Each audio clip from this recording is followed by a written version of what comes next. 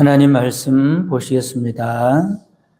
하나님 말씀은 요한계시록 3장 1절에서 6절까지 말씀 보겠습니다. 요한계시록 3장 1절에서 6절까지 말씀입니다. 한 절씩 교독하도록 하겠습니다. 사대교회의 사자에게 편지하라. 하나님의 일곱 영과 일곱 별을 가지신 이가 이르시되 내가 내 행위를 아노니 내가 살았다 하는 이름은 가졌으나 죽은 자로다.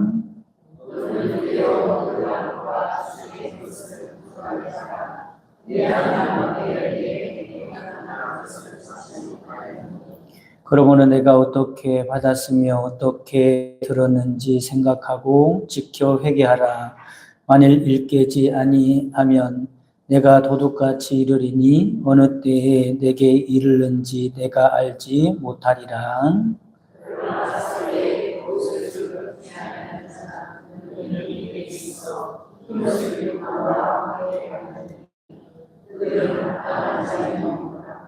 이기는 자는 이와 같이 흰 옷을 입을 것이요 내가 그 이름을 생명책에서 결코 지우지 아니하고 그 이름을 내 아버지 앞과 그의 천사들 앞에서 시인하리라.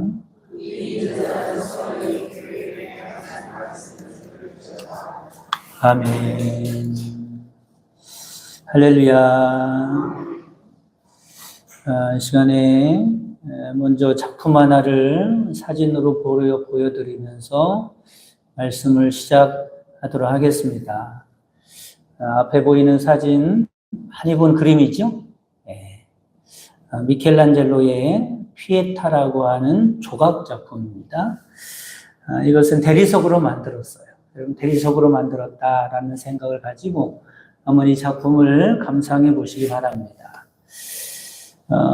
마리아가 부활하기 전에 예수님의 시신을 안고 빗통에 잠긴 모습을 묘사한 작품이지요. 일단 이 구도면에서 참으로 평가를 받고 있는 작품이라고 그럽니다. 마리아가 예수님을 안고 있는데 마리아의 모습이 좀 어때요? 오른쪽으로 기울어져 있죠, 그렇죠? 왜 기울어져 있냐면 예수님을 안고 있으려고 하니까 무게 중심을 이렇게 잡는 면에서 이렇게 약간 기울어져 있는 모습까지도 그렇게 세심한 조각을 한 작품입니다. 그 다음에 넘겨주면 이 작품이 그 작품이에요. 보시면 얼마나 섬세하고 사실적으로 조각을 했는지 놀라움을 금치 못하죠. 뭐로 만들었다고요? 대리석으로 만들었는데요. 정말로 놀랍게 그렇게 조각을 해놓았습니다. 다음 거예요. 예수님이 안겨있는 모습과 마리아가 나오는데 마리아의 옷이나 치마라든지 얼마나 정교하게 묘사를 했는지 모릅니다. 못 박힌 예수님의 팔과 근육이나 또 혈관까지도요, 섬세하게 묘사를 해놓았죠. 그 다음 작품이요, 그 다음 그림이요. 보이시죠? 예수님에 대해서 얼마나 사실적으로 묘사를 했나 모릅니다. 이게 대리석으로 이렇게 작품을 조각할 수 있는가라고 눈을 의심할 정도로 그렇게 놀라운 표현을 하고 있지요. 그런데 이 작품에는 숨겨진 비밀이 있습니다. 이것을 말씀을 드리려고 하는데 그거는 이 작품을 위에서 봤을 때의 모습입니다. 한번 보여주세요. 그 다음 작품. 어떻게 보입니까? 죽은 예수님의 모습이 앞에서는 정확하게 잘 보이지 않지만 위에서 보면 죽은 예수님의 모습이 선명하게 완벽하게 묘사되어 있다는 것입니다. 위에서 보면 마리아도 보이지 않죠. 마리아가 예수님을 품에 안고 있다는 것도 보이지 않습니다. 누구만 보여요? 예수님만 보이죠. 철저한 고통 중에서 숨을 거두신 예수님만 두드러지게 보일 뿐입니다. 어디에서 봤을 때 그렇다고요? 이 작품을 위에서, 하늘에서 봤을 때. 여기에서 미켈란젤로가 이 작품을 어떤 의도로 만들었는지 알 수 있습니다. 바로 미켈란젤로는 이 작품을 누구에게 바치기를 원했냐면 하나님께 바치기를 원했습니다. 그래서 하나님께서 위에서 보실 수 있도록 하나님이 보시면 어떤 모양일까라는 것을 머릿속으로 구상하면서 이 작품을 만든 거예요. 물론 인간이 보기에도 아름다운 작품이지만 사실은 그보다는 누구에게 보여주고 싶었던 거예요? 하나님에게 보여주고 싶었던. 하나님께서 보실 때 아름다운 작품이 될 수 있도록 그렇게 심혈을 기울여서 만들었다라고 하는 것입니다. 그러면 세상에는요, 이런 작품을 찾아볼 수 없어요. 어떤 작품이에요?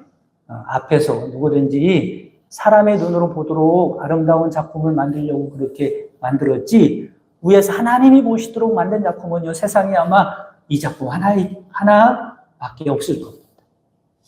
저는 오늘 말씀을 보면서 그리스도인들이 이런 미켈란젤로와 같은 시각을 가지고 신앙생활을 해야 한다라는 생각을 했습니다. 누가 지켜보신다고요? 하나님이 내 인생을 지켜보신다는 생각이죠. 여러분 생각해 보세요. 미켈란젤로는요, 작품을 만드는데도 하나님께서 보시는 시각으로 만들려고 노력을 했단 말이죠. 작품을 만들 때도 그런 시각으로 생각을 했으니 인생을 생각할 때도 늘 누구를 생각했다나? 하나님을 생각했다. 하나님께서 나를 어떻게 보실까? 하나님께서 나를 어떻게 평가하실까가 미켈란젤로에게 가장 큰 관심거리였다라고 하는 것입니다. 사람이 세상이 나를 어떻게 보고 있을까? 그것이 중요한 게 아니라 하나님께서 나를 어떻게 보고 계실까? 라고 하는 것을 의식하면서 살았다는 것입니다. 오늘 본문 말씀 1절에 보면 이렇게 말씀하래요. 내가 내 행위를 아노라 말씀합니다. 누가 안다는 거예요? 하나님이 안다. 여기서 아노라라고 하는 것은 원어로 보면 완료형을 쓰고 있는데 그 뜻은 이런 겁니다. 하나님께서 계속 지켜보심으로 잘 안다. 여러분 하나님께서요 우리의 삶을 계속해서 지켜보시고 우리의 일을 누구보다 잘 아시는 하나님인 줄 믿으시기를 바랍니다. 내가 너의 행위를 아노라 라고 하는 이 말씀은 주님께서 위에서 우리를 지켜보고 계신다는 말씀이죠. 어떻습니까? 세상 사람들이 보는 시선과 하나님이 보는 시선이 각계서에 다르겠어요. 사람이 나를 보는 것과 하나님이 나를 보는 것은 다르다는 거죠. 믿음의 사람들이란 세상 사람들의 시선보다는 누구의 시선을 의식하는 사람들이에요? 하나님의 시선을 의식하는 사람들이다라는 거죠. 그런데 어떻습니까? 세상에서 살다 보면 하나님의 시선을 잃어버릴 때가 있어요. 이것을 영적으로 어떻게 표현하고 있냐면 정신을 차리지 못한다는 거죠. 오늘 본문 말씀으로 표현하면 잠이 들었다 이런 상태입니다. 1절과 3절 말씀 보면 일깨어라고 하는 말씀입니다. 일깨어라는 말은 깨어나라는 것. 지금 뭐 하고 있기 때문에? 잠들어 있기 때문에. 하나님께서 너를 지켜보고 계신다는 사실을 왜 잊고 살아가느냐. 깨어나라 라고 하는 거죠. 사무엘하 11장 27절에 보면 이런 말씀이 기록되어 있어요. 다윗이 사람을 보내 그를 왕궁에 데려오니 그가 누구예요? 밧세바예요. 밧세바를 왕궁에 데려왔다는 거예요. 그가 그의 아내가 되어 그에게 아들을 낳으니라. 다윗이 행한 그 일이 여호와 보시기에 악하였더라 말씀합니다. 다윗이 밧세바를 범한 이야기를 하고 있는 겁니다. 여기서 주목할 말씀은 여호와 보시기에. 다윗을 누가 봤다고요? 여호와께서 보시니. 사람들이 볼 때는 별 문제가 없을 수도 있어요. 그런데 하나님이 보셨더니 그의 행위가 어땠다고요? 악하다는 거예요. 여러분 다윗이 어떤 사람이에요? 다윗은 그렇게도 믿음이 좋다는 사람. 다윗의 마음은 하나님의 마음에 꼭 맞는 사람이라고 그렇게 극찬을 받을 정도입니다. 다윗은 늘 하나님께 물어보았고 하나님의 응답에 따라 움직이고 살았던 사람. 그 수많은 어려움 중에도 오직 하나님만 의지하고 하나님만 바라보면서 그 믿음이 흔들리지 않았던 사람. 얼마나 믿음이 좋은 사람. 그러나 한순간 그 영혼이 잠이 들었던 거죠. 그때가 언젠가 봤더니 형통했을 때, 평안했을 때, 하나님의 시선을 깜빡 잊어버리고 하나님 앞에서 큰 죄를 범하게 된 것입니다. 영적인 잠이 든 것이죠. 그럼 믿음이 좋다는 사람도 이렇게 잠들 때가 있는 거예요. 그러니 여러분, 우리는 얼마나 더 정신을 바짝 차려야겠습니다. 사랑하는 성도 여러분, 우리는 주님께서 우리에게 위에서 지켜보고 계신다는 사실을 잊지 말고 살아가는 여러분 되시기를 간절히 바랍니다. 다윗처럼 영적으로 졸다가 이 주님의 시선을 깜빡해서는 안 된다. 오늘 본문에 나오는 사대교회에 대한 경고가 바로 이런 경고죠. 첫 번째로 하나님께서 보실 때 사대교회의 문제가 무엇일까라고 하는 겁니다. 1절에 보면 이렇게 말씀하지요. 내가 너의 행위를 아노니 네가 살았다 하는 이름은 가졌으나 죽은 자로다. 이렇게 말씀합니다. 먼저 사대교회를 보고 어떻게 평가합니까? 살았다 하는 이름은 가졌다라고 합니다. 여기서 이름이라는 것은 평판을 말하죠. 명성을 말합니다. 그러니까 살았다 하는 이름을 가졌다는 말은 세간의 사람들이 너에 대한 명성이 자자하다 이 말이죠. 아마도 당시 이 사대교회에 대한 사람들의 평이 좋았던 것 같습니다. 그런데 그 다음 말씀은 반대 개념의 말씀이 나오죠. 내가 살았다 하는 이름은 가졌지만 어떻다는 거예요? 죽은 자예요. 여기서 방점이 어디에 있습니까? 어디를 강조하고 있어요? 살았어요, 죽었어요. 세상 사람들이 너의 이름을 판단할 때는 사람들이 좋게 판단하지만 살은 것 같이 보이지만 죽었다는 거예요. 죽었다는 거예요? 살았다는 거예요? 죽었다는 거예요. 이게 중요하지. 누가 봤을 때 그렇다는 거예요? 하나님이 봤을 때 그렇다는 거예요. 사실은 죽은 자라는 말씀을 하고 있는 거예요. 그러니까 이런 말씀이죠.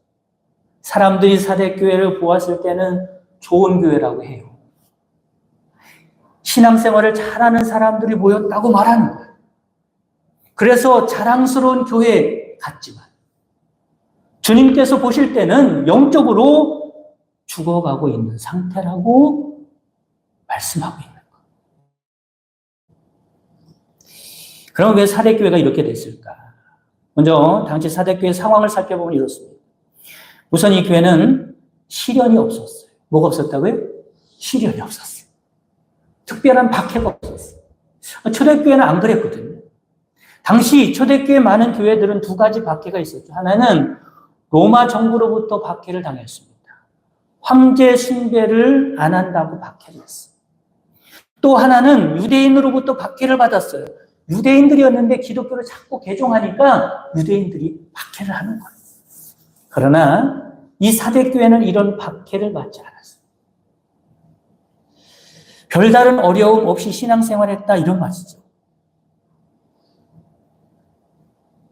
다음으로 교회가 처한 여건이 어땠나라는 겁니다. 여건이 아주 좋았죠. 당시 지역은 산업이 왕성했던 곳입니다.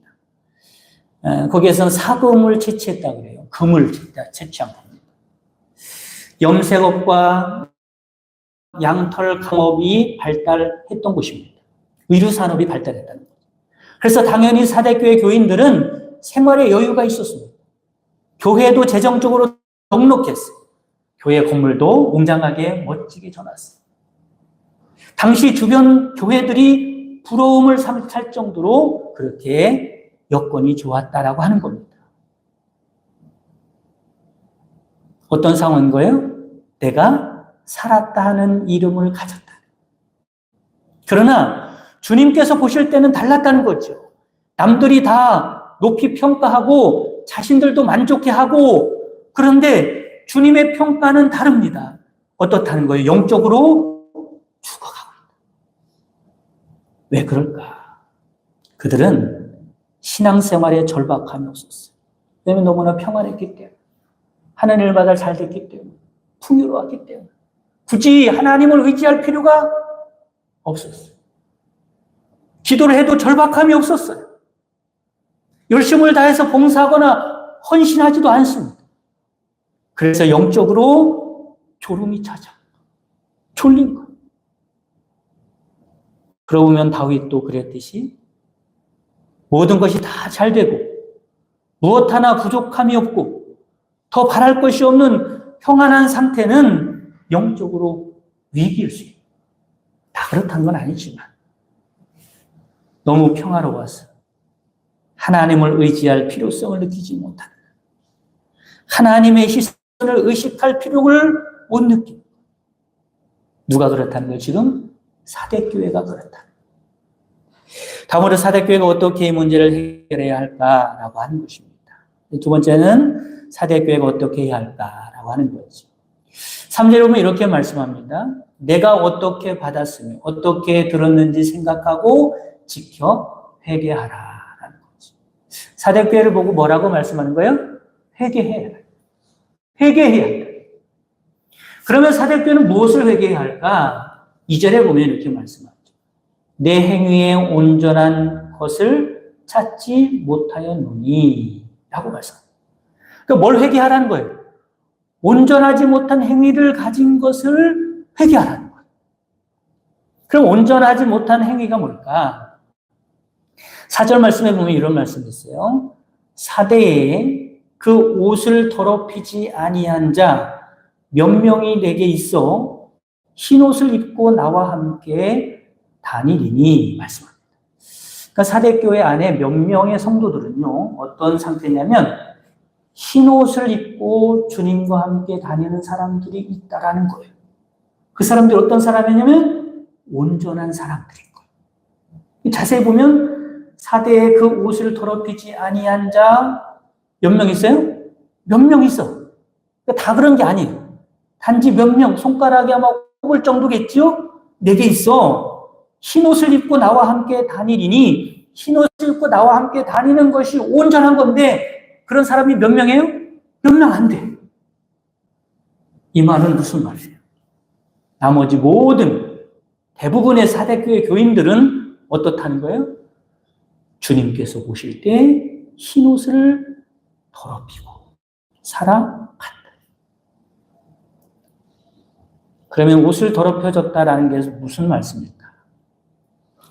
당시 사대교회가 속해 있는 지역은 앞에서 말씀을 드렸지만 옷감이 아주 발달한 도시입니다. 그리고 염색업이 발달했어요. 그리고 패션이 발달한 도시라는 얘기예요. 그러나 여러분, 사람들이 얼마나 멋있는 옷을, 멋진 옷, 알록달록하면서 얼마나 많이 입고 다니면서 그렇게 뽐을 내고 다니겠습니까? 그러다 보니까 그 지역이 향락이 만연했고 도덕적으로도 문란했던 지역이에요. 문제는 이런 사람들이 누굴 믿게 됐어요? 예수님을 믿게 된 거예요. 예수님을 믿었어요. 거기까지 좋아요. 근데 이들이 어떻게 신앙생활 하나 봤더니 교회에 올 때는 점잖은 옷을 입고 와서 예배를 드리는 거예요. 그런데 예배 드리고 나서는 다시 세상으로 나갈 때 어때요? 옷을 갈아입는 거예요. 춘복으로 갈아입는다든지, 세상에서 즐길 수 있는 옷으로 갈아입고 세상으로 나가는 거예요. 꼭 옷만 그런 게 아니라 마음이 그렇다. 자세가 그렇다. 하나님 앞에 나와서 예배 드릴 때는 하나님이 보시는 자리에서 예배를 드리는 것 같지 하나님 앞에서 예배를 드리더니 교회를 나가서 세상으로 나갈 때는 그런 마음을 하나도 없는 거예요. 그런 자세를 다 잃어버린 거예요.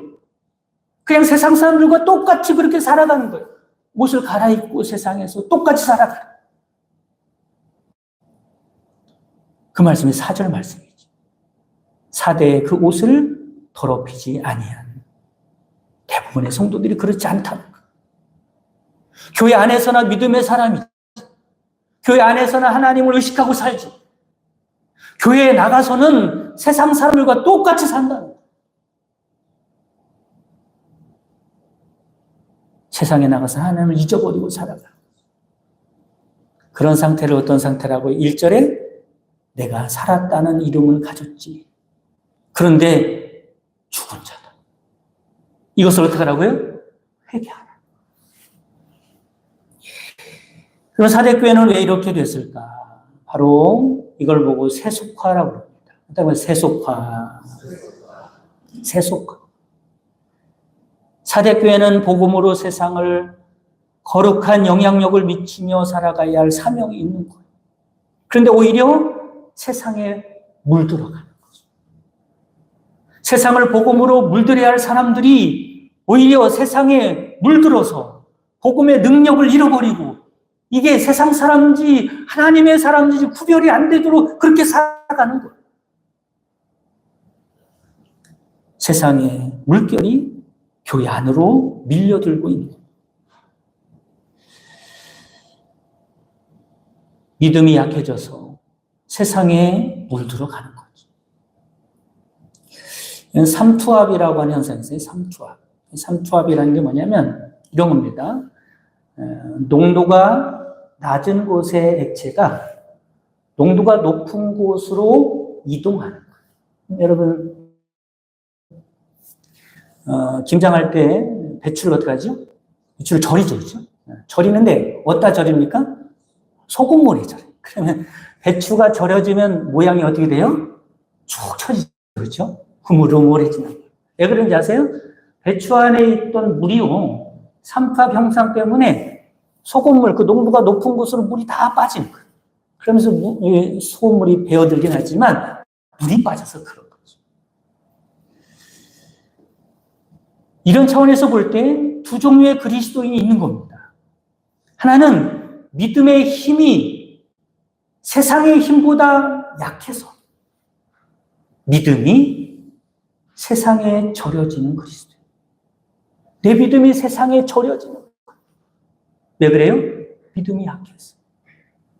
반대로는 믿음의 힘이 세상의 힘보다 커서 그 믿음이 세상을 절일 수 있는 그리스도인이 있는 겁니다.